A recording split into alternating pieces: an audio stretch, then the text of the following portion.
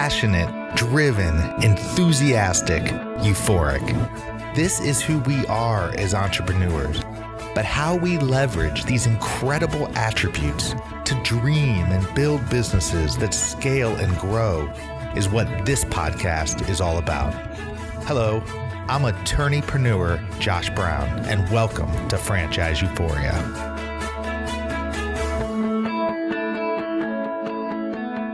Hello, everyone. It's Dee here, bringing you another Best of the Best episode. Today, I'm sharing with you one of my all-time favorites, Josh's interview with the amazing Jaime Tardy of Eventual Millionaire. Listen in to hear how you can have it all, an enjoyable business and an enjoyable life. Hello and welcome to Franchise Euphoria, the podcast focused on helping people find success in life, business, and franchising.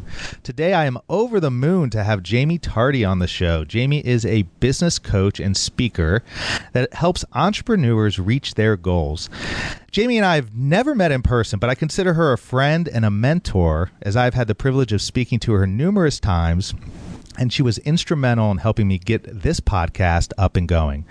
Instead of just reading off all of her accolades, which, trust me, there are plenty, I want to start off this show by reading a paragraph from her new book, The Eventual Millionaire, which I believe captures the essence of so many people who are stuck in chasing the wrong dream and provides great insight on how to find a way out. So here it is. Quote, I gave up my goal of being a millionaire while I was figuring out how to love my work. During this time, it wasn't about the money, but about getting to a good place in life. My goal was to find something I loved. I wanted my own business that would grow into something bigger. I wanted to find something where the income was not capped. I wanted to help people. Only later, after finding the work I loved, did I realize I could add that goal of being a millionaire back. However, I want to do it on my terms. I wanted to live this life to the absolute fullest, retire with dignity, and do amazing and wonderful things. I wanted to become a better person by learning to deal with challenges. I wanted to help more people. Wow, Jaime, what a quote, what a book, and how the heck are you? Man, that was a really good introduction. Thanks so much for having me on, Josh.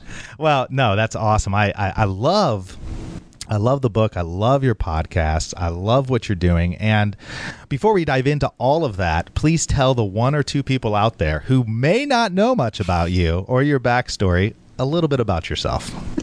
That's hilarious. Yeah, there's only a couple in the world that don't know about me. So the premise of Eventual Millionaire goes like this. When I was 8 years old, I wanted to be a millionaire. And I know that's really weird. I was like a little girl growing up in the middle of nowhere in Maine. And I think it was because my parents didn't really have a lot of money. And I sort of saw that as an outlet at the time. But I remember my mom saying, well, then you should marry a rich man. And I write this story in the book because, at the time, I think I was like 8. And I was like, boys are gross, Mom. I'm going to do it myself. Right? I can totally picture myself as a little kid. And so that really set things up. And that's exactly how I found myself in that paragraph that you just read, right? I had worked so hard for the money and I was technically successful, quote unquote, right? So I had a great 6-figure job. I made just at $100,000, but I got to say 6 figures when I was 22 years old, which was huge. I used to travel around the country. It sounded like I was awesome, apparently.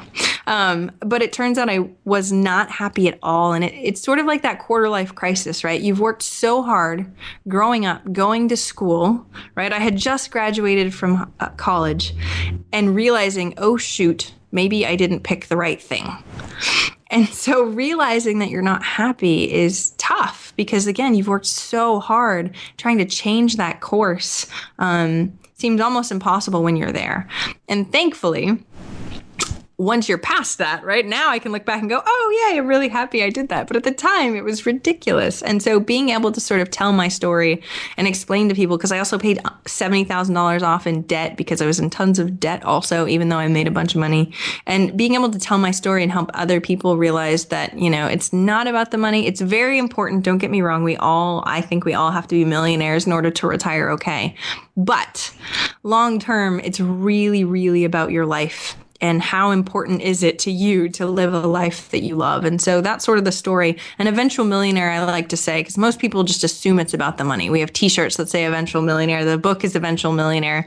Everyone just assumes that it's about the money. But the reason it's not instant millionaire, it's eventual millionaire, right? And so I coined the term eventual millionaire as somebody who has the goal to be a millionaire eventually, right? That makes sense.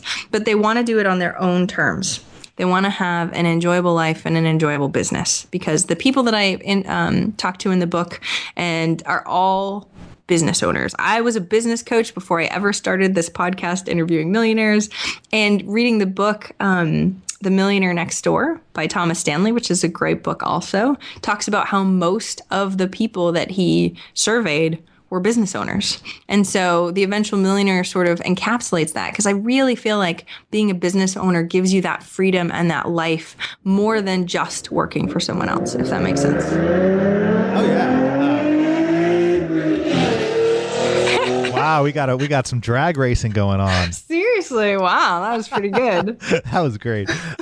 Well, so tell me this, Jamie, because I think that it's one thing to come to a decision when you take that job, whether you're out of college or, like a lot of my audience, they're stuck right now in a corporate job. Maybe they've been there their whole career, but never been satisfied, never really either had the ability, had the courage, had the guts to go do what they really wanted to do. But now they've got a nest egg, and now possibly they want to take that opportunity.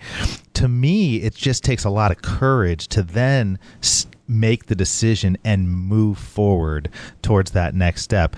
How long did it take you before you realized, wow, I'm not thrilled with the course I'm on, to be able to say to yourself, okay, this is what I'm going to do to make myself happier? Yeah, a lot longer than you would assume, right? Wow, what the heck is today's crazy? I love that. That never happens. I do podcast interviews. Can you just reassure me that you're not riding on a motorcycle right now? I know. I'm cool. I'm on a motor. Yeah, that would be way better.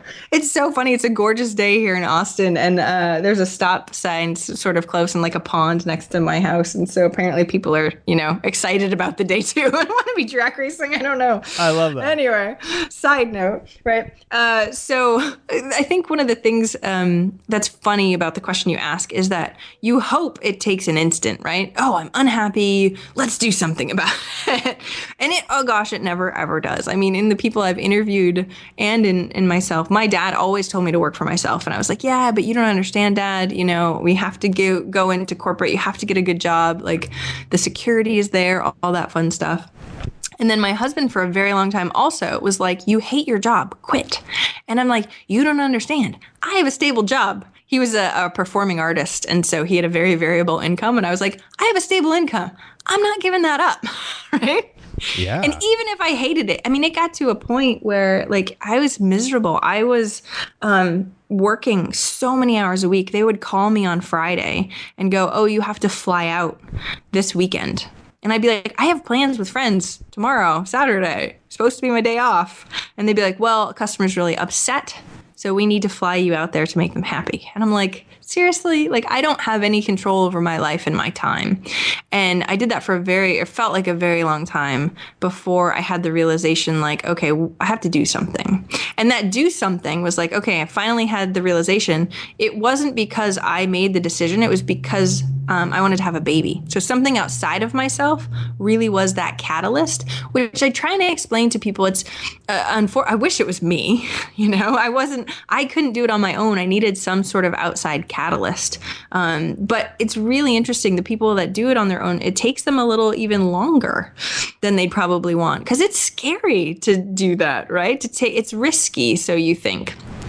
So you're betting on yourself. And while you might be amazing and you're amazing, if you've never done something before, right? How do you know you're going to be amazing at it, right? If I made six figures, or if the people that are listening right now are doing really well for themselves, it's hard to leave that. It's even harder to leave that than if you had a crappy job that you made no money at, because there's money there, right? I talk to a lot of people who are like, oh, we're doing pretty well. We have some cash. Leaving that feels really weird, not only for what the heck are you going to do next, but also because we define ourselves based on that. When I quit my job, I remember going, well, I was the girl that was really successful, that made six figures, and now I'm not. And that was a really hard challenge for me, actually, to tell you the truth. I was like, that was part of my identity. And when I sort of stripped away that was really hard to deal with too. So there was a whole bunch of pieces that you kind of, as you're going through, crop up and you're like, oh no, this is hard. It probably took me a good year and a half before I actually quit my job. And that was only after, paying off all my debt, $70,000, and having a baby and having 6 months of expenses in the bank before I was like, okay, I think at least if I quit right now, I could have a whole year, because my husband was working. So we had, almost a whole year included if we used our entire emergency fund. And that was enough safety for me to finally go, okay, I'll bet on myself for a year and we'll see how it goes. And so it took a lot longer than I ever wanted it to, but at least I did. And I think that's what matters. Well, and I think an important point on what you're talking about is that you did it in a smart way. I mean, you didn't just haul off and just say, nope, I'm not traveling this weekend. See you guys. I quit, and just try to do your own thing. I mean, you had this thing mapped out. You planned it out, and you paid off your debt, saved up money, and then put yourself in a position to move forward. And I think that's an important point, because a lot of people don't do that. And a lot of people just hear success stories like yours and others, and they get the false notion that just winging it is the way to go. And while some people do that and they have great success, and that's kind of inspiring and it kind of gets people going, it's really not the preferred method, I wouldn't say. Well, and they don't tell you about the sleepless nights and you know what I mean, all that stuff that goes along with that too. Success stories are really easy to hear after the fact, right? Look at all those people that didn't. I'm a planner just in general. And so, yeah, I wouldn't have been able to feel safe if I didn't set myself up that way. Now, the interesting thing is I get this question a lot. I'll ask a question to myself, right? I get asked about the millionaires, because millionaires seem like they're riskier than other people, right? Is it that they're riskier, or are they entrepreneurs that are willing to take more of a risk? And I don't think so at all. A lot of them that I interviewed did the exact same thing, right? When they quit their corporate job, they really set themselves up. Only a handful did what I consider risky, like putting up the house and not really having anything as a backup plan. Most of the millionaires that I interviewed David Heinemeier Hansen from 37 Signals, Base Camp, and all those I love that programs. Yeah. I do too. Amazing company. And he was like, do not put your house up. Like, that's dumb. So he's like, calculated risks are one thing. And I feel like mine was a calculated risk, right? I had really planned on what it would look like, contingency plans. I was still scared. So, my fear was I'll end up in a van by the river or something. And then was like, okay, well, I have parents who will probably take me in before I end up in a van by the river. And so you start like backing it up. And I think having that and realizing after interviewing, 140 plus millionaires, that the reason why they're good is they know their value, right? They bank on themselves and are willing to do whatever the heck it takes in order to get there. So as long as you have that piece of mindset, even if you don't know exactly how you're going to get there yet, you're really committed to yourself in figuring it out and doing whatever the heck it takes to do that. But also making sure that it's a calculated risk, right? If it sounds too good to be true, probably is. That's still a cliche, but it still makes sense, right? Well, yeah. I mean, Dan Miller, our mutual friend, who we talked about off air a little bit as well. But I've heard him say on his show, and I think it's so true, where he gets a lot of people who will ask him about, oh, how do I risk this? How do I risk this? And he likes to make the analogy of, a risk is going to Las Vegas and betting it all on red or black. I mean, that's just a risk. He's like, but when you're life planning like this, and you're talking about making a transition, you're doing calculated assessments. And so there's risk involved, but it's a calculated risk, as you said, and it's not irresponsible. And there's risk every day when you go to your corporate job. I mean, exactly. You think you're safe. Somebody else makes the decision on your life with something like that. And it's happening more and more and more. It's just a feeling of, feeling that safety. But I think it's important that, obviously people understand too, and I don't know what you think about this, Jamie, but I know, even with myself, I mean, look, there's days, and I love being an entrepreneur. I love having my own businesses. Love it, love it, love it. But there are certainly days where you sit there and go to yourself, gosh, it would be nice to know that I'm getting that check every 2 weeks. Definitely. It would be nice to know that, my benefits package is, X, Y, and Z. And so there, it's not like you just flip the switch and you never look back, but it's a balancing act of saying to yourself, I mean, for me, I finally decided to pull the trigger after years of probably driving my wife crazy. And she was actually the one who said, go and do your own thing. You're driving me crazy, because I always kind of wanted to, and I couldn't figure out why I was always would find myself unhappy at other law firms because I wanted to do it my own way. And so finally just, being able to do that was magical, but it takes time. And it's like people talk about, the 10-year overnight success, right? I mean, it's exactly. And it's not all happy times when you're doing it either. I mean, I think that's a huge point that you make of going, yeah, sometimes you're like, wow, this kind of sucks, right? And a lot of entrepreneurs, especially when we talk about success stories, we don't like to talk about that stuff because we want these people to be able to do it. And when you start telling them the truth, maybe they won't do it. No. But it's totally worth it 1,000 times over because of, I mean, if this is the type of person you are too, by the way, if you are extremely happy where you're at in corporate, don't get me wrong, stay there. We need people like you. I hope that you get weekends off and nobody makes you go anywhere on the weekends, right? But if you're not, and if you're unhappy and you can't figure out what that thing is, right? Most of the time in your gut what it is. It's just that it's hard to make that decision. Like you said, right? You had your wife reminding you over and over and over again. And I had my husband doing the same thing. And I was like, no, you don't understand, because apparently I didn't take good to criticism. But being able to have somebody that supports you call you out on some of the stuff that is true is way easier to sort of see that as being true. Instead of you being stuck in your head like, I'm not good enough, I suck, you know what I mean? Who do I think I am? Like all these questions come up just because we're human, and they do. Even if you're super successful in the corporate field, if you've never done it before, it's hard to know on whether or not you'll be successful. Yeah. And so knowing that going into it and talking to people and listening to stories like this, of course, of going, yeah, I sucked before and I didn't know what the hell I was doing. Yay, but I did it. That's good, right?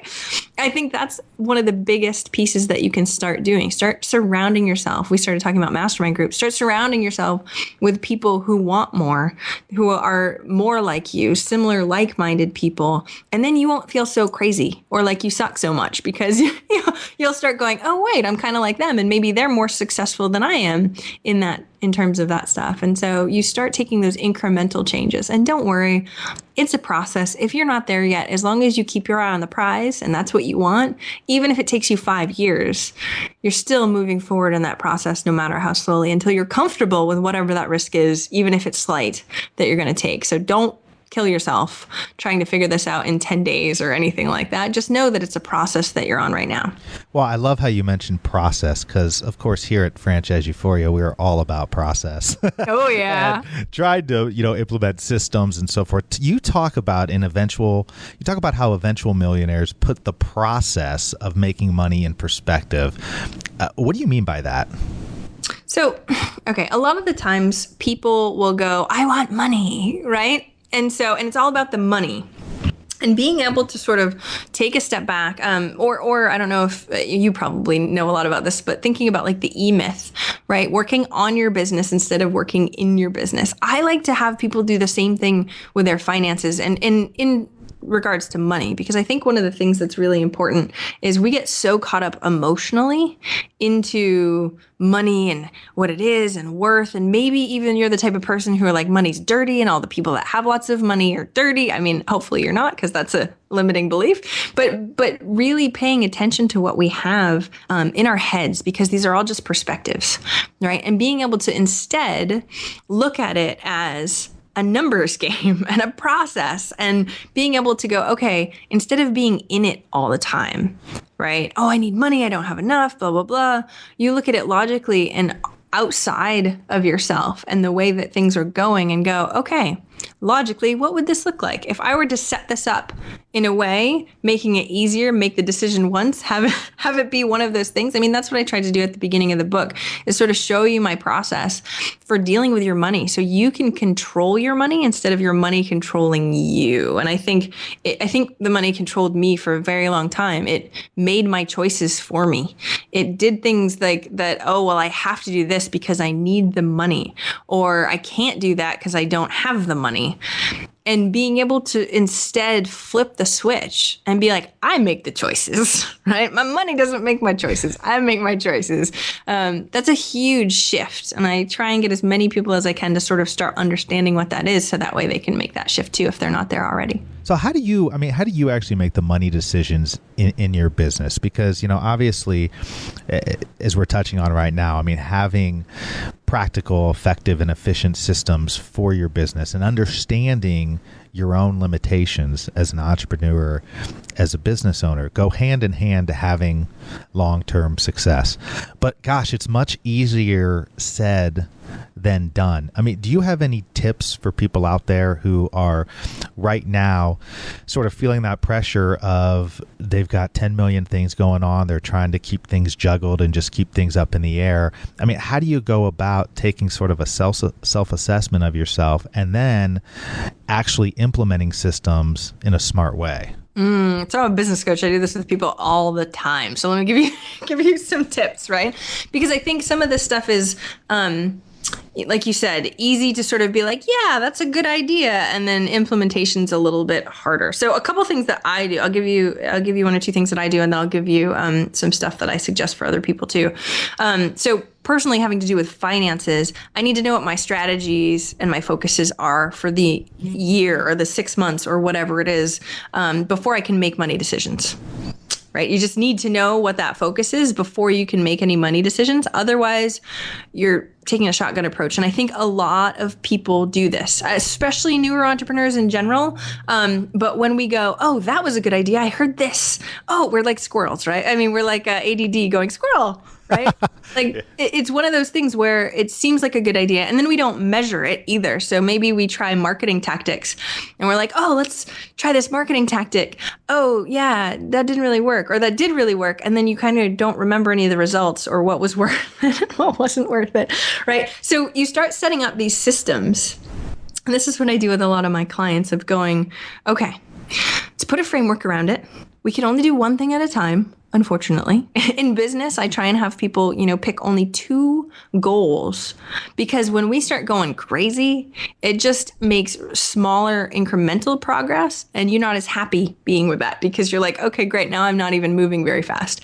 So what we want to do is really get good and clear and focused on what our goals are. If we can do that, then we can start to go, okay, how do I make the decisions that I have in my business based on what I said that I wanted, right? Instead of just making a decision because it feels good. So thinking about the way that goes, we start figuring out the focus, the main focuses that we have, the goals that we have to be able to make decisions.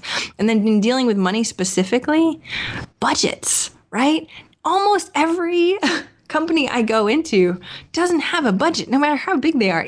Or they do, but it's sort of like a winging it kind of budget. Not like, hey, we looked at last year's budget, we spent this much money.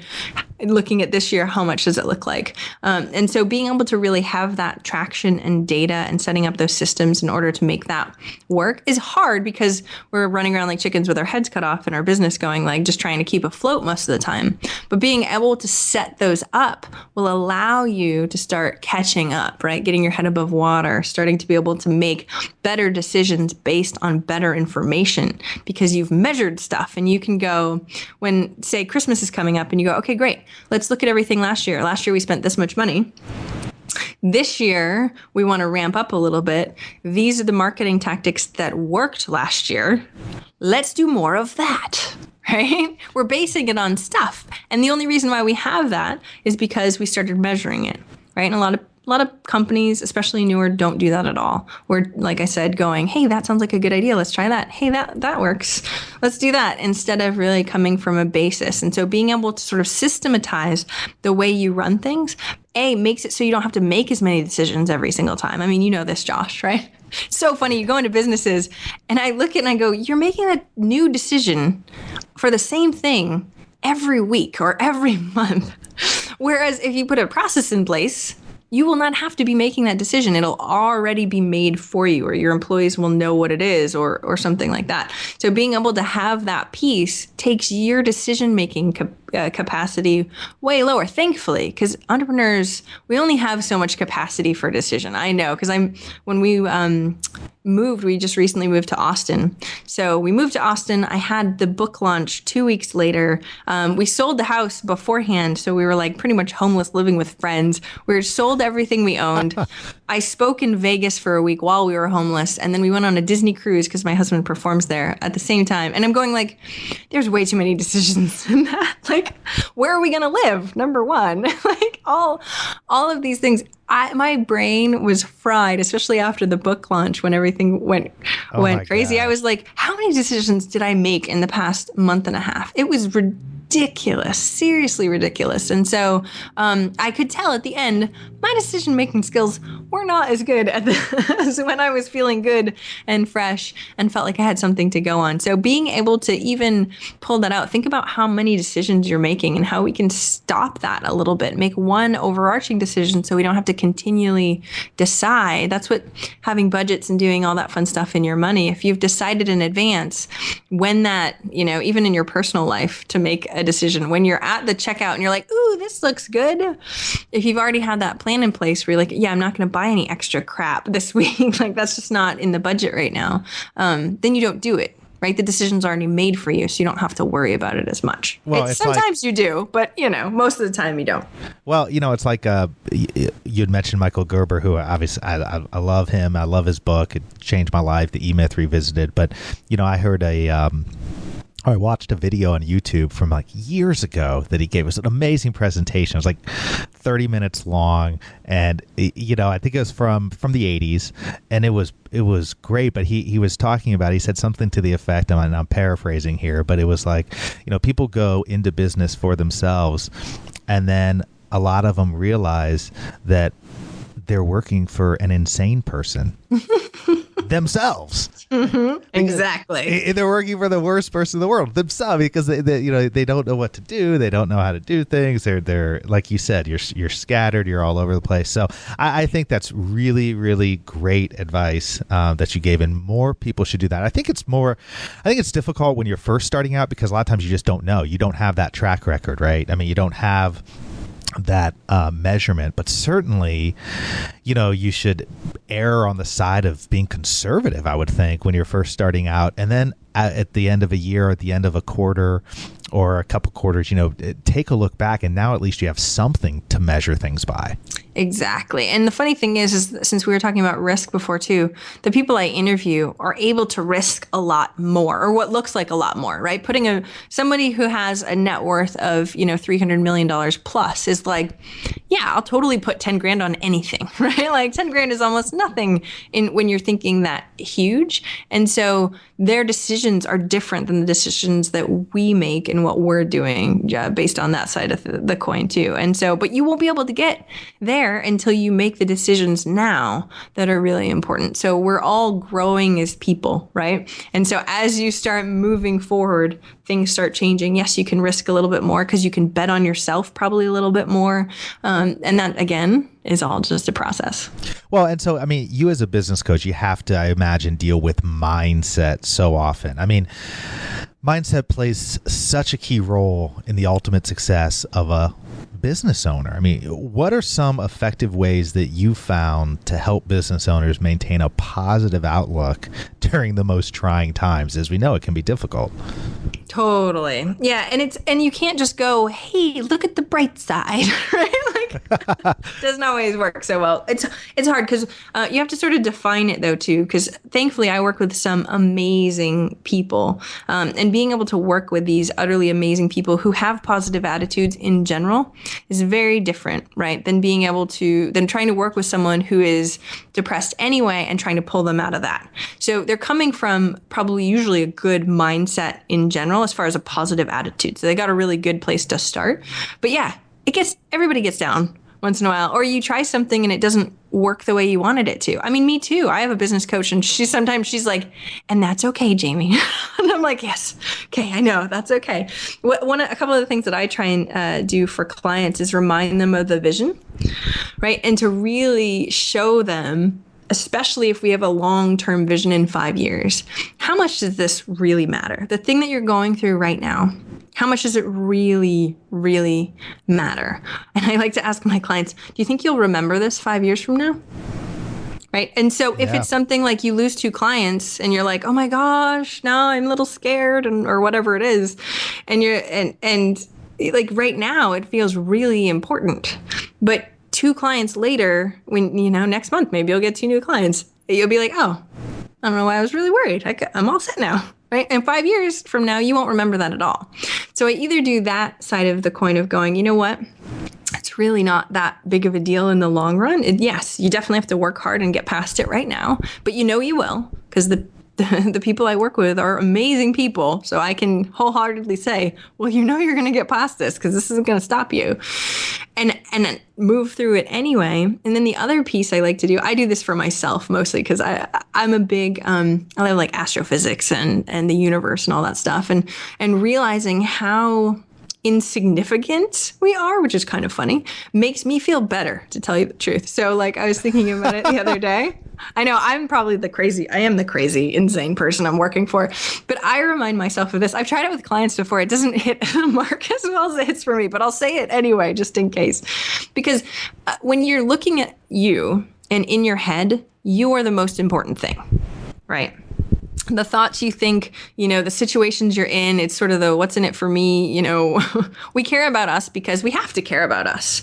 But when you start to sort of dial that back, and so when I start to try and take that view, right, looking at the world from space, you are this very, very small piece of the world. Your problems are even smaller than that. Right? Time is going to continually pass no matter what. And then I like to back, because I said I'm a geek. So I back it out even further and go, okay, thinking about it from the universal scale and how big the universe is comparatively to the not even a speck that we are. Like our problems are nothing in the amount of time that there is in the universe and the amount of space that there is in the universe.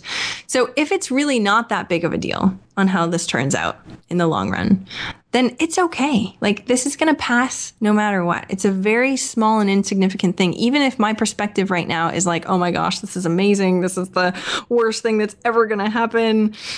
We can do that to ourselves very easily, get caught up in all that. But being able to take that fresh new perspective, to me, might not help other people, but that's what I do to really try and pull myself to have a different perspective. Not even just, oh, other people have it better or anything like that. Not thinking of, just a human being's capacity, but thinking way bigger than that. Or if you're very spiritual, thinking about that stuff, it's all going to work out in the end. So really freaking out over this stuff. Not that I don't freak out, not that my clients don't freak out, because that just happens, but trying to remind yourself of that when that happens is really important. The first time I had that feeling when I realized I'm just so insignificant in the grand scheme of things was the first time I went to New York City.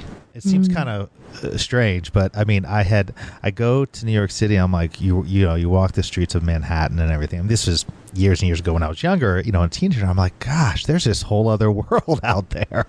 And what I have going on in my own little life back in Indiana, gosh, is just so insignificant. Now, at that time, I don't think I had the wisdom that you had to basically look at it. I was like, wow, what I'm doing is just nothing.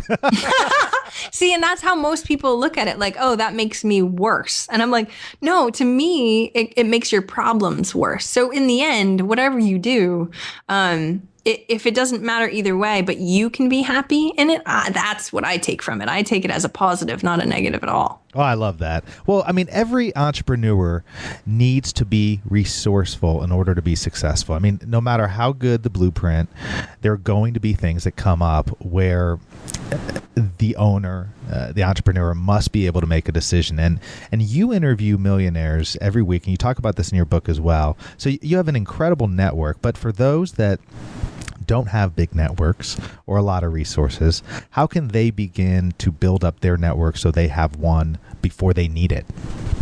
And let me let everybody know, 4 years ago, I had zero network. I lived in a small town in Maine with 2,000 people and nobody was in business in my town, pretty much, maybe two. So yeah, don't get me wrong. This is not something that like I was born into or anything like that. I remember the day that I wanted to go online. I was working locally as a business coach and was like, wow, I'm spending so much time driving around the middle of nowhere in Maine trying to find people to sell coaching to. And I figured since I'm a huge geek and have a degree in IT, I would go online. But again, no real network anywhere. And being able to go, well, great, what do I do in order to start cultivating that? Thankfully, we have the internet. Like nobody has any excuses. Doesn't matter where you live. It doesn't matter anything like that. You can go to a coffee shop and get internet. So you can grow your network insanely from very small incremental things. So like one of the very first things I did was start a mastermind group of people that I didn't even know, but were much better than me in business, and asked them to be a part. And I mean, it took a little bit, but a whole bunch of people said yes. And then they had amazing networks too. And in a mastermind group, like we talked about a little bit before, people are really there to help support you. So thankfully, since they were supporting me, it was almost as if their network was supporting me too. So they would refer people. So being able to have like a mastermind group or something like that where you share those resources, that you could start a mastermind group in a week and triple or quadruple, depending on how many people you have. If you have 4 other people in your group, you can quadruple your network to so many more just because of these introductions. The other thing that I try and do is introduce people that I already have in my network to try and build up those threads a little bit stronger. So seriously, at least a couple times a day usually is when I'm doing introductions. It's insane how many introductions I have in my inbox right now, especially because I just moved to Austin, so everybody's connecting me with other people. And then how many I connect with. I mean, I have 3 right now on my agenda for today to send out to introduce. Actually, a couple of them are millionaires to millionaires, which is really interesting. And so being able to do small things like that definitely add up over time. It's not like you're going to have these crazy friendships that have been built in a week, but you'll definitely be able to start putting those pieces together that will really create those resources. Because I agree. I mean, your network is a huge piece of what it is, and what they can refer you to for resources and all that fun stuff really makes a huge difference in business. Well, and I think that when people ask me that question as well, I think in this day and age with obviously the internet, the online space, and the accessibility of everybody, I tell people, look, there's really 3 things you need to do if you really want to start building your network. You got to ask. You got to just reach out to people. I mean, it's like, how did I get you on this podcast? How did I get any guests on my podcast? I didn't know them before. With the exception of a couple, I just reached out and asked. You have to do it in, I think, an authentic way, and you have to follow up. So I just really think doing that, gosh, you can build up a network fast now. And I don't know, what you think about this. I know you have to run in a couple minutes, so I just have a couple more questions. But I just think where everything's going online and with small businesses, I mean, people are always wondering, oh, what's the next tactic? Oh, how do I do this? How do I build up my resource? How do I build up my network so I can do X, Y, and Z? And I think the answer now is you got to engage, but you have to engage in a very authentic way, really being yourself.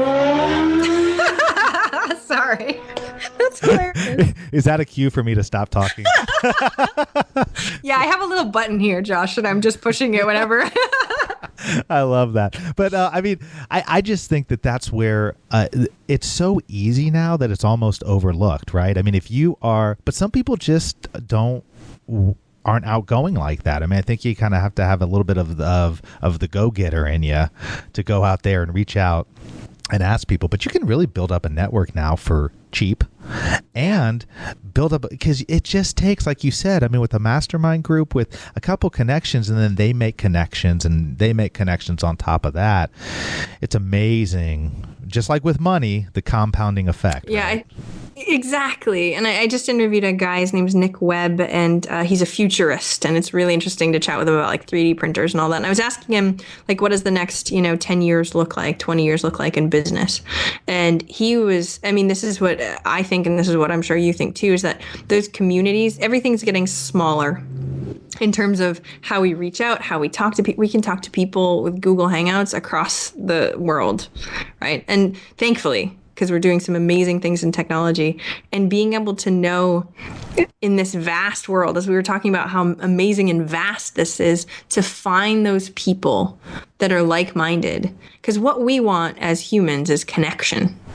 Right. Yes. That's one of our core things that we need. So whether you're an introvert or an extrovert or whatever, we need these connections. We might go about getting them a little bit differently, but thankfully now having these connections, like we were talking about before, having these communities that we can be a part of people that have like minds, that's the stuff that's going to change the world and change business, right? So if you can get all these people, some people say like one person can't do very much, but you get like-minded people in a community that really have a voice. I think that's where things are going. And that's what Nick Webb was saying. He was like, communities for businesses are going to be where it's at. It's no longer about advertising. It's not going to be like, hey, Coca-Cola, go buy this stuff. It's about how do we together connect and how do those connections work? And that's how we're going to make our buying decisions way more, right? If somebody in your network recommended something and you solely trust them, well, then you're going to say yes to that. Probably even on Yelp, right? We're doing this already on Yelp. We don't even know these places and we're like, I want that one because all these people said that they wanted that too, right? And if they're like-minded, you start reading the reviews. If they're like-minded like you start to add it all up. And I think seeing those pieces, that's what's going forward in the future. And businesses need to make sure they're coming up to speed on that, right? I have a client who does a lot of TV advertising and they're like, oh no, the TV advertising is sort of not working out so well, right, anymore. And so what is that next big thing, right? Because some of the stuff that was working in the past isn't working so much anymore. So we need to make sure as business owners, or even if you're in corporate right now, we need to make sure that we're adaptable and can start seeing what these changes are that are coming up and start moving. It's all about connection, I think, in the next 10, 20. I mean, it's forever, I think, but we're able to do it much better now with technology. It's connection, community, storytelling. I mean, even where direct marketing and traditional advertising works, it works best now where it drives to a community or it drives part of a community. And so I think that, I could not agree more with that. And I think that, in the franchise world, they are slow on the uptake on this. And I see this in a lot of businesses. They're just not doing enough right now and not focusing enough on it. I mean, at the end of the day, business, the internet didn't reinvent business, right? I mean, people do business with those they know, like, and trust. And now, though, I can find somebody I know, like, and trust, like yourself, who I've never met in person, or somebody in China or Tokyo or wherever it may be. So it's these hyper localized networks and not localized by geographic. There really are no geographic boundaries anymore. So I completely agree with you. I think that the businesses that are smart enough to realize that are going to be the ones that really prosper in the future. I agree 1,000%. Hopefully we're here helping people start trying to think a little bit differently, because that's the way things are going. I hope so. Jamie, you have been awesome. It's been great to interview you. I know we could talk for a long, long time about all this. I mean, take a minute to tell people where they can get the book, because the book is just really, really good. And there's just so many good pointers in it that it's hard to capture in this interview, but also where they can find you and other things you have going on. Of course. So 2 different sites. One is my main site, which is eventualmillionaire.com, and I have all of the millionaire interviews there for free. They're all on video. You can take a look. There's transcripts there too, so you can scroll through all that. But if you want to get the book, which is sort of accumulation of all of those interviews and like what millionaires think about goal setting, what they think about fear. I talk about at the beginning of the book my story and what I did financially in order to pay off all that debt and all that fun stuff. And so you can get that book at eventualmillionaire.com. I know, very creative URL, theeventualmillionaire.com. But the other thing that's on that site is the starter kit, which is all the worksheets that are compiled in the book. You can actually download them. So if you want to know how to ask someone how to be in your mastermind group, because we talked about that just a little bit, there's a template that's in the book, but you can download it on that starter kit right now. So if you go to theeventualmillionaire.com, you can get the book there and also the starter kit for free. Well, that's fantastic, and I'll also put a link up in the show notes once this goes up, so that people can go there and get the book as well. And thank you again, Jamie, and I know we will definitely stay in touch. Awesome. I can't wait to meet you in August in person. Yes, the podcast movement. That is going to be what a great event that's going to be. I think it's going to be fantastic. And for anybody out there who's thinking about starting a podcast, look up the podcast movement that's going to be in Dallas, Texas in August, right? Yep. And it's going to be hot, so just be prepared. Yeah, it will be hot, but it'll be a great event. So thanks again, Jamie. Thanks so much for having me on, Josh. I really appreciate it. Yep.